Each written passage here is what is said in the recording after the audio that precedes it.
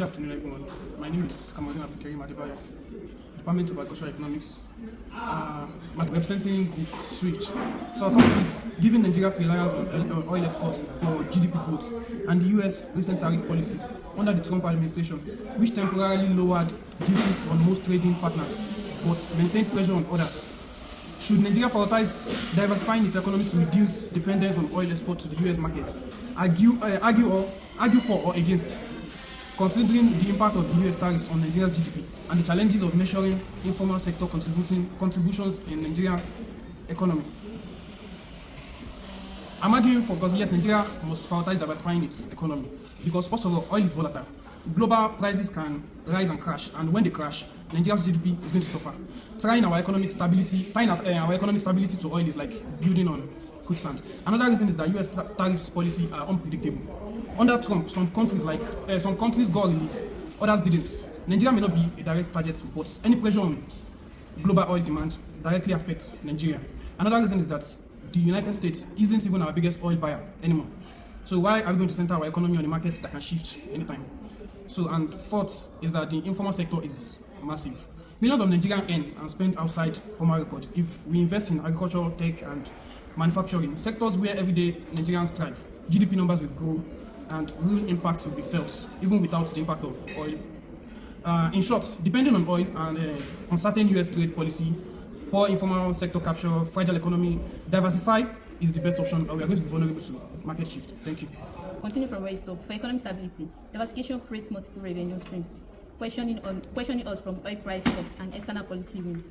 For job creation, investing in agriculture, manufacturing, technology, and services generates sustainable employment for our budgeting population.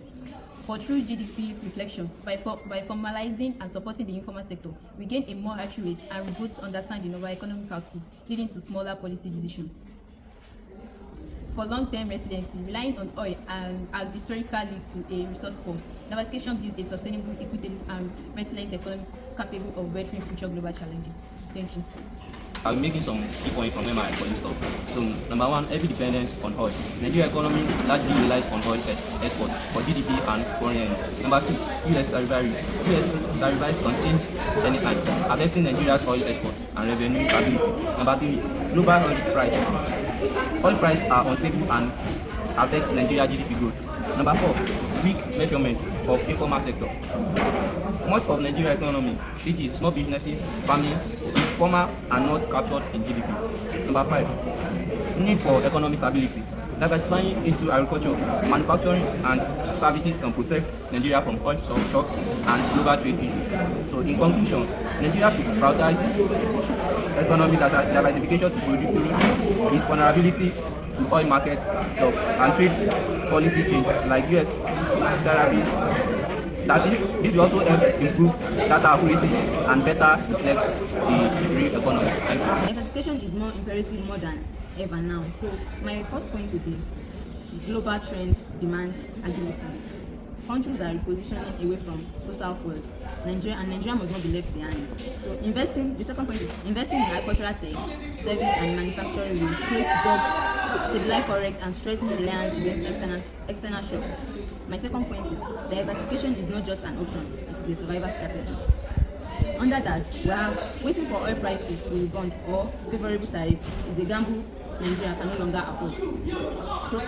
Proactive diversification means greater economic independence, resilience against tariff shocks, and long-term GDP sustainability. Another point is Trump-era tariffs. It is a warning shot. The US under Trump eased tariffs for some partners, but selectively increased pressure on others. While Nigeria wasn't directly hit, this shows that the fragility of depending on a single commodity is a volatile global system. One policy change that is a massive ripple effect on Nigeria revenue, reserves, and exchange rates. My closing point will be like tariffs can shift overnight, yes, and oil wells will run dry, but a diversified economy, that is Nigeria ripple. Thank you.